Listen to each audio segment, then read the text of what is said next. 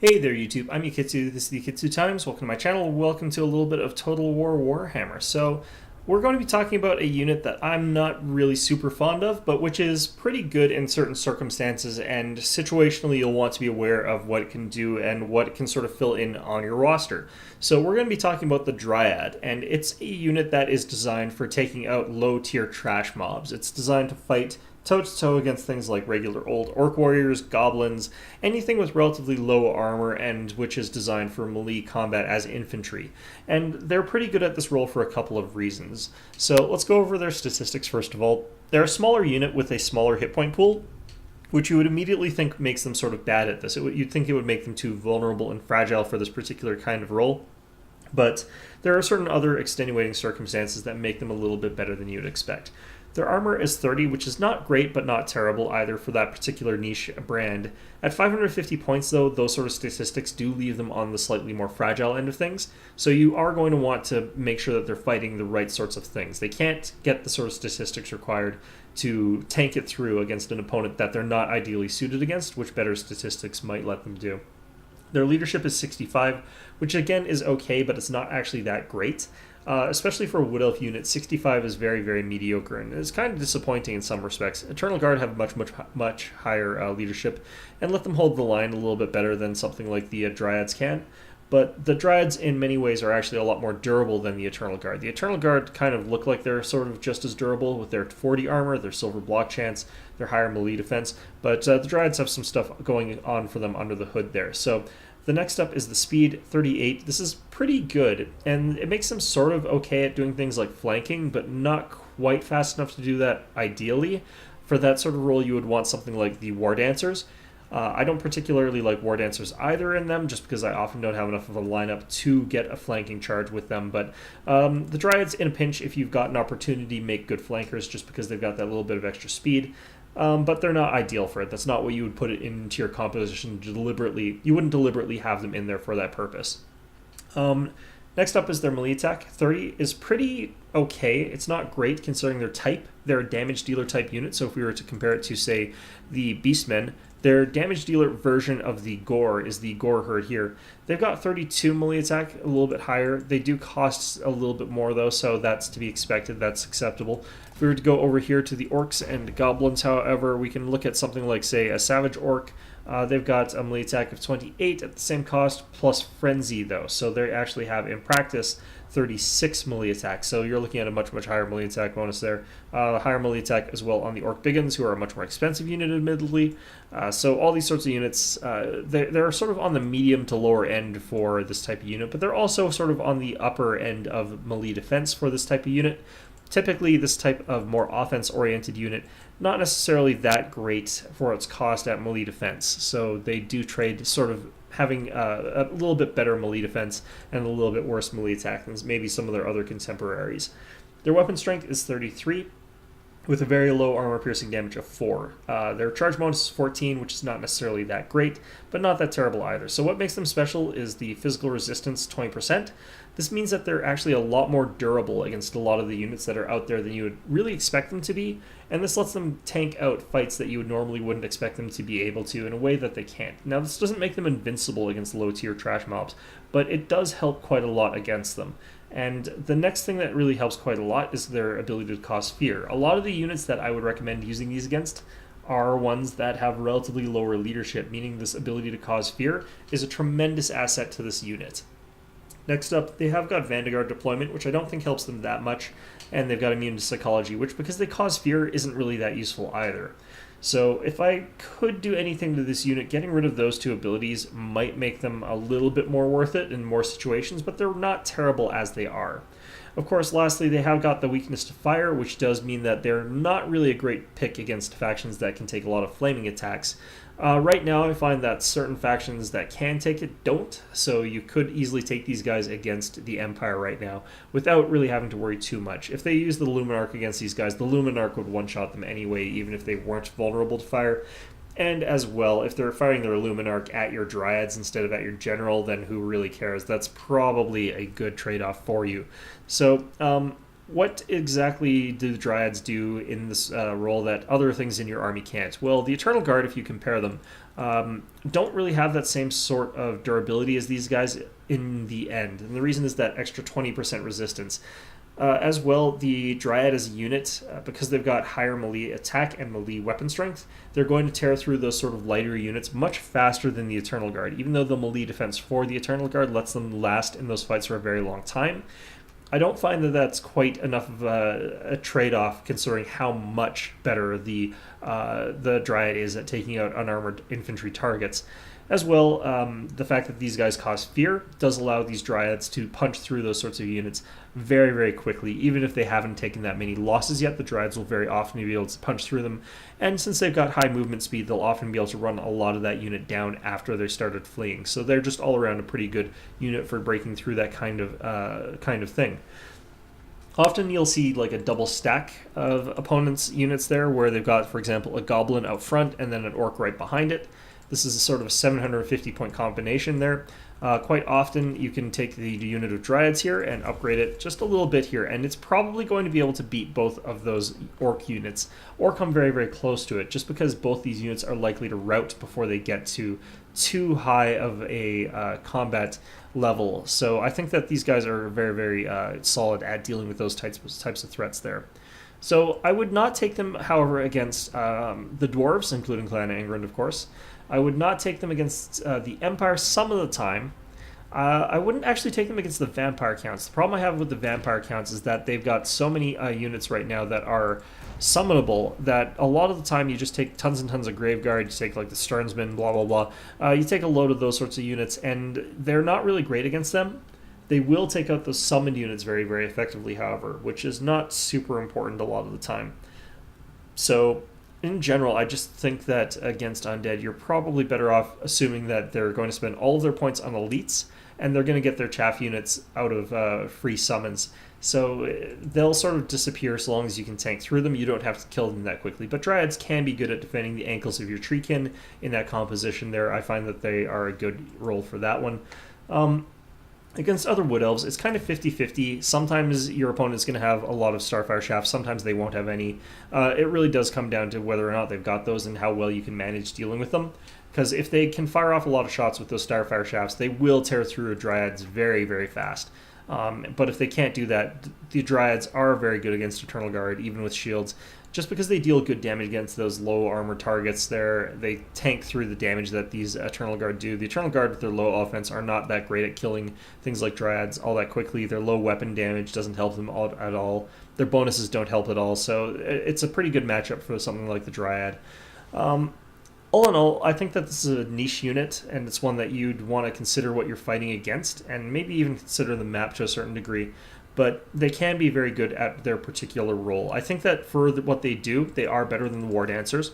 You could upgrade it sort of like all the way up here practically, and you'd probably end up with something pretty close to what the War Dancers are in terms of overall effectiveness. But honestly, keeping these guys at around Silver tier, I find, is actually where I like them. Quite a bit cheaper than a War Dancer unit. Is going to be able to do a lot of what it does, and that extra cause fear does mean that it's going to push through a little bit faster. As well, War Dancers, of course, have less survivability in the general sense there, unless you're mashing Shadow Coil, which could be something you might want to do there.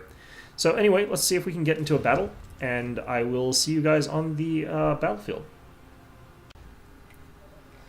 Alright, so here we are. We're up against Beastmen, so that should be interesting. We've gone ahead and gotten our army lined up over here.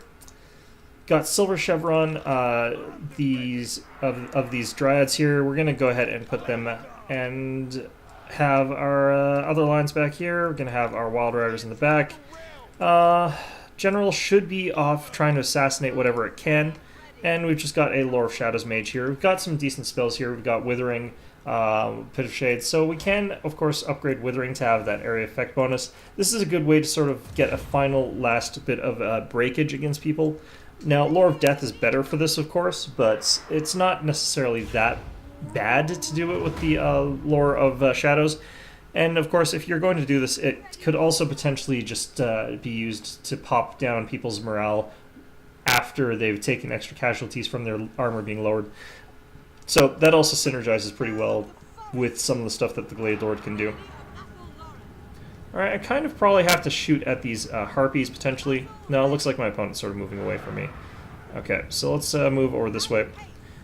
Get a good shot against maybe these guys. So if I trail the shot too much, it'll still hit one of them. Nope, got some of them. Good, good, good. Start firing at these Centaurs wherever we can.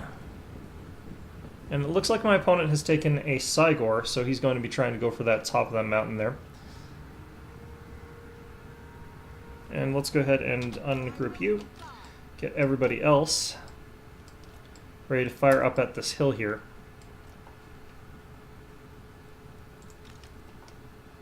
I've got Pit of Shades here, and Pit of Shades is fantastic against this kind of composition, but not quite as good as actually just outright...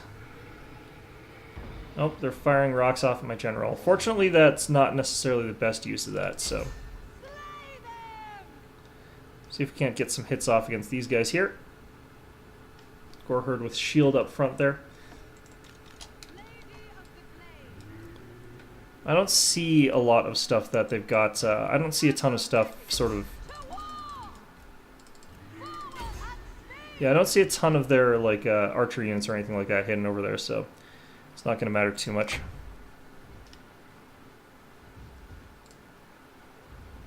Alright.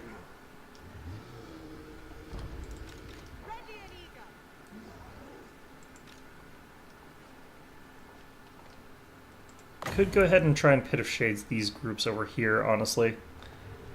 I feel like that might be a bit of a waste, actually. Let's not bother with that.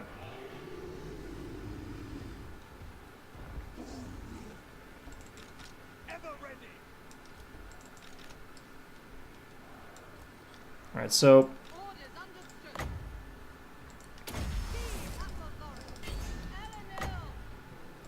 let's get that shot out there.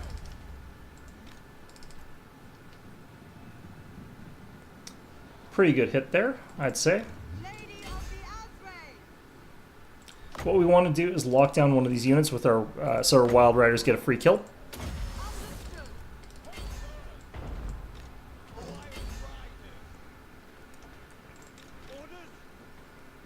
Alright. Let's go ahead and move up these guys here.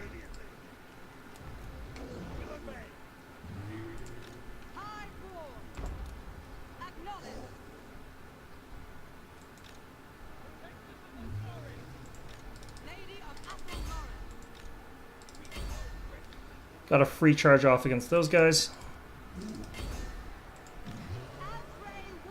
Should be able to freely charge into these guys here too. Actually, it looks like he's retreating with those dogs there, so that's fine as is. Alright, move you guys back. Let's move you guys back in line here.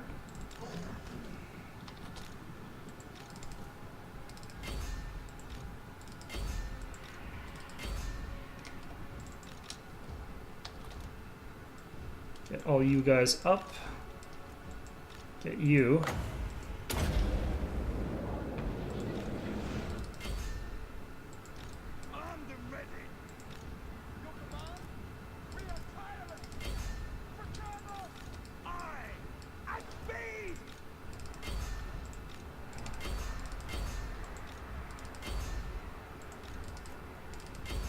Oops.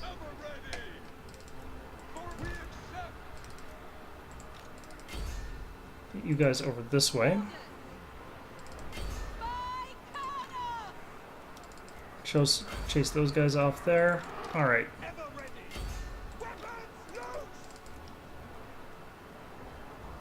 So we could Pit of Shades here. I think that that might be an okay idea, but at the same time I don't think it's necessary. Let's get some of these other units up here.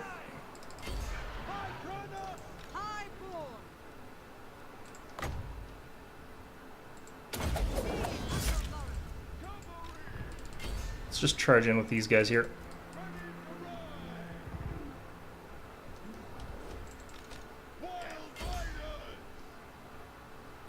You can see that my opponent's front line is crumbling pretty badly here. Let's go ahead and withering this group here.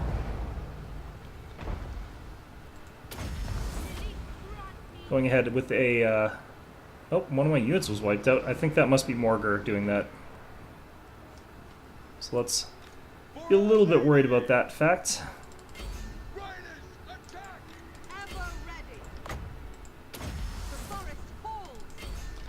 Get these guys locked down.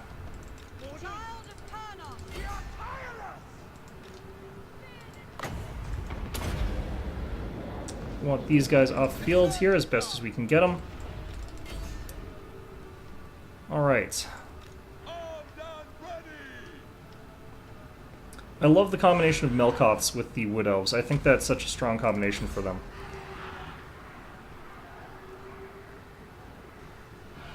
Since it lets their archers sort of deal with a lot of threats that they might not otherwise be able to catch up to. But in any event, away we go with a lot of our units here. Charge into this Gore herd here. These guys, screw it, let's get back. Alright. And unfortunately we have got magic attacks with this character, so we will have a little bit of trouble killing their general with this army composition. Maybe Wild Riders can do it.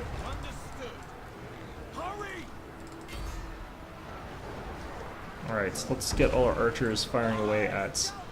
Actually, let's get one unit firing at them.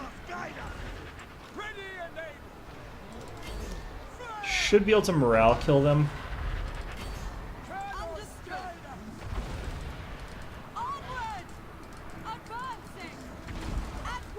Alright.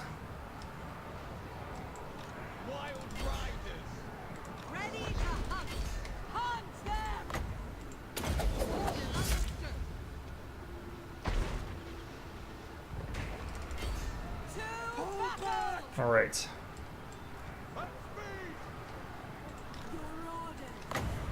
You can cast Pit of Shades here. No, I don't think we need to. So the problem with, like, Morgar is that he's basically invulnerable to a whole bunch of shit, so it's kind of stupid.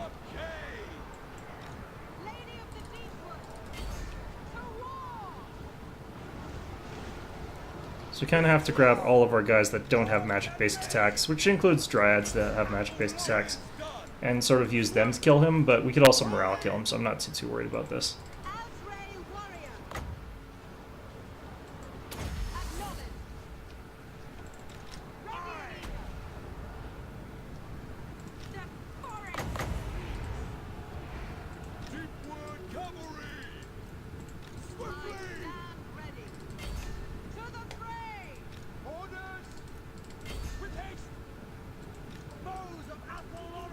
Alright, so we're just going to try and get around these guys as best as we can here.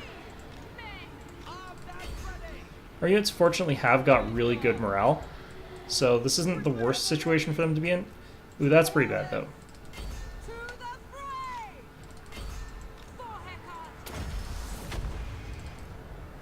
Alright.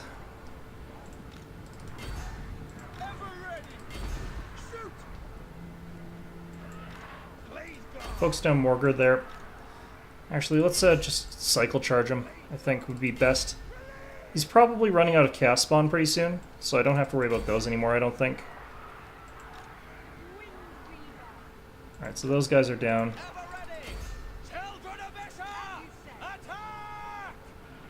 And these Chaos Spawn we need to get our archers away from here.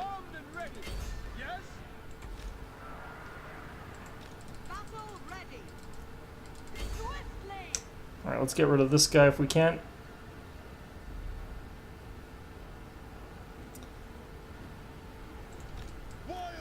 Here's our other Wild Riders unit. Let's get them over here.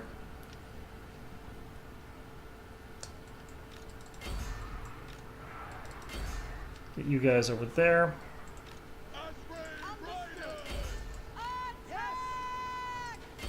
Alright, I guess we're gonna just fire off whatever arrows we can at this guy, but he's resistant as shit to missile attacks, so I think he's got like 80% resistance against it. Something like that. It's something stupid. I think that guy shattered though, so let's go ahead and charge in here. And we should be able to morale kill him at this point in time. You can see that the missile units do deal a little bit of damage. The reason he's also highly resistant to magic attacks, so there's no point in us using those.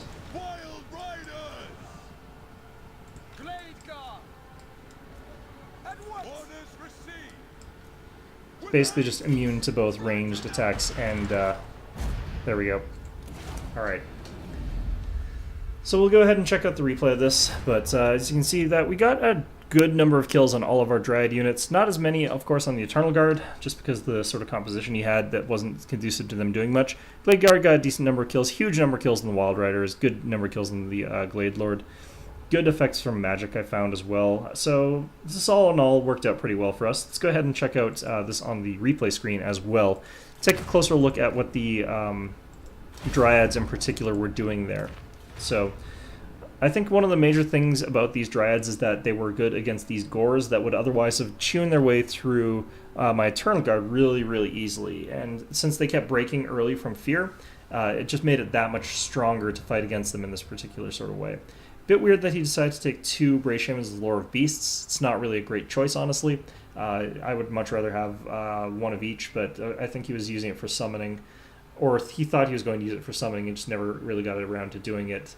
So Dryads at this point in time, obviously nothing special about them at this point. I could have Vanguard deployed, but that would have been dangerous since then I would have been away from all the support of my army. So we can go ahead and skip forward here to when they become a little bit more impressive, but you can see that my opponent probably wasn't intending necessarily to camp up on this hill originally. He does sort of position himself in kind of a more neutral position, and he could have started up here if he wanted to. So what we were looking at is probably an opponent who thought that I would have more of an Eternal Guard line, making it so that he could charge forward and crack through that line with his units of Gors and Goreherd with shields. And you can see that he thought I was going to have lots of archers because he had that sort of front line with the shield there. Although I think Ungors make for a better screening sort of unit there. So we're picking away with our Glade Lord here, just chopping down a couple of these Centaurs shot by shot with our Glade Lord there. And we're going to force that engagement. You can see that we can actually sometimes kill 2 of these guys with a single shot with the Glade Lord firing at them, but this is kind of the important part there. Forces him to accept an engagement here, and it also means that he takes a charge head-on from Wild Riders. Wild Riders have one of the better charge bonuses in the game. It's going to deal tons of damage just straight off the bat against these Centaurs, and that basically screws them over pretty badly. My own Glade Wild Riders here don't take that much damage from this, and then my Dragon sort of crushes in from behind there, so that's going to instantly sort of shatter these units here, or break them at the very least. So at this point in time, my opponent is forced forward. He has got the Harpies that are able to sort of come in and harass my Glade Guard. But at this point in time, he does need to move forward for the engagement because he is behind me in terms of the sort of ranged fighting combat here. He does have that Cygor, but that's not as good as 3 units of Glade Guard. So I'm using Melkars here to sort of slow down these guys who are trying to chase down my archers, try and make it so that my archers might be able to get out of there alive a little bit more, and we're going to cover them a little bit with this unit of Dryads. That's going to work out pretty okay, and this unit of Glade Guard takes heavy losses but does make it out okay. And you can see the Dryads have no problem really dealing with Harpies. Harpies are quite expensive, but they pay for flying. We're taking a single Flock of Doom, which is actually quite effective against this type of unit, because their hit point total is low and they don't have resistance against that sort of magic. But here you can see them fighting really effectively against this unit of the Goreherd with shields. And you can see that even though we've taken that Flock of Doom damage, this unit of Dryads is just easily causing huge numbers of kills to this unit of Goreherd here, who are also getting a good number of kills against the weakened Dryads, so that is something that they're doing.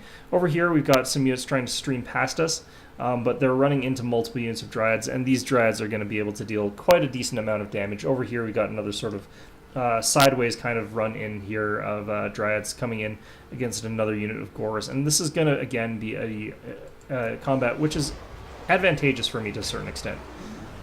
Going to see lots of arrows coming in, trashing up this Goreherd a little bit. Over here, this unit, again, this is the weakness of these Dryads. Their morale immediately drops as soon as the summon comes in. We're forced to sort of relieve them with this unit of Eternal Guard, who are able to sort of slow down these Chaos Spawn quite effectively. But this unit of Dryads just immediately flees after that sort of happens there. It doesn't take very long before they are forced out of the fight. This means that Morgar is going to be able to sort of get into the fight there, along with this Gore Herd with shields, and obviously the Gore Herd with shields is going to do a little bit better than my unit of Eternal Guard there. And here he's popping, I think, another summon, so he's getting another unit of these Chaos Spawn. I do think it's annoying that he gets so many of them. I kind of wish they had restricted it to one or the other methods, as opposed to letting him have 4, but that's just a minor gripe about Morgar. It is the reason, though, that everyone takes him right now, and no one ever is going to take Kazarak the One Eye. So at this point in time, though, you can definitely see the effectiveness of these Dryads there. They've held the line against a much, much larger number of units that are not necessarily super low quality, and a couple of them have come back into the fight there. They're fighting really, really well over here against this unit of Gore Herds. Now, the Gore Herd here costs 600, I'm paying 677, so we're not actually getting like a great value right now, but I think that I do end up breaking his guy before my guys break. Here comes some more Dryads into this fight against these 2 Bray Shamans. That's going to be a bit of a weird fight, but he's also got the Cygor in there. Over here, we got like a few remnants of these Dryads, and again, their morale is breaking much faster than a lot of the other units would have. Getting more of these Flocks of Dooms brought down my Eternal Guard. I don't really think that that's the best use of that magic that he's got there, but that's whatever he wants to do. So Morgar running amok, but we've got a bit of a countercharge from these Dryads down here. Able to get in and get a charge bonus at the very least before they get killed. And there comes Morgar. Good times, good times. My general running amok in this sort of blob here instead. Getting pretty good damage against the Cygor and against everybody else around there, but we're going to get our general out of there just because we're firing arrows into it. Don't really want to be firing arrows into my general, and of course as well I want to sort of deal with that. And at this point in time, most of our Dryads are kind of dead. Like, we kind of got this unit here, but it's going to get overwhelmed pretty quickly. It's got sort of stuff behind it. Morgar coming in, we've got this unit of Gore Herd coming in from behind a bit.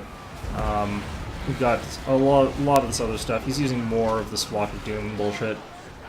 Fortunately, it's not really affecting any of my key units, but at this point in time, like, it really is just my Dryads are all dead. They've won sort of the infantry fight for me in a big way, despite the fact that my opponent had way more infantry than I did. We were able to sort of pull through it. And we're going to be able to slowly grind my opponent down with what's remaining. So, I mean, it wasn't a decisive win with those guys at all. Those Dryads were not able to win that easily, but they were able to hold off an opponent that they probably had no real rights in holding off without too much difficulty. So we're able to get through that in that sort of way there. And at this point in time, yeah, no real Dryads left. Here's a tiny little bit. I think that fear probably had a bit of a part in this unit running. And that high speed that they have lets them sort of keep up to these beastmen, and you can see them getting mown down as a result of that. Over here, though, we're just doing cycle charges against Morgar. It's really all that we can do. But we would eventually have won that fight regardless, so I'm not too worried about it. In any event, yeah, no, Dryads, they work out quite well in this sort of situation here. Not really a take-all-comers type of unit, but, you know, it's not necessarily good for the game when a lot of units are take-all-comers. And again, let's go over the numbers. We've got 52 kills, 72 kills, 34 kills, 35 kills, 87 kills, and 66 kills. We have got some Gore units with fantastically high kills by contrast to that, but it's kind of probably a bit of a fluke where they were getting those large number of kills, since most of them, you know, getting more like 5, 19, 52 is pretty good, 5, and then these ones got 61 and 45. These are the more hard-hitting versions of that, though. So, yeah, it is a unit that works out quite well in these situations. Don't expect them to come out cleanly. Their stats just are not good enough to beat these sort of things that easily. But we were outnumbered. We did manage to defeat their front line with the sort of numbers disadvantages that we had. And yeah, it worked out relatively okay. So anyway, I hope you found this video enjoyable. And of course, as always, I hope to see you guys all next time.